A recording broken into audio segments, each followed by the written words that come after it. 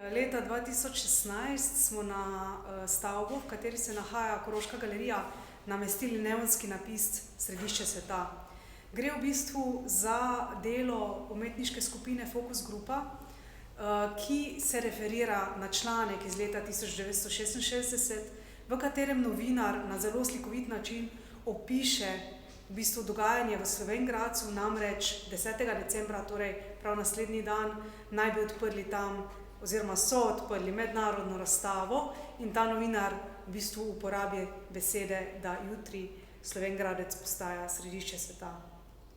Aktualizacija tega središča sveta se nam je zdela pomembna tudi iz dejstva, da danes govorimo v bistvu o različnih središčih, v bistvu o nekem rizomatičnem razporedu središč in dejansko v bistvu središče lahko to pomeni tudi središče novih idej.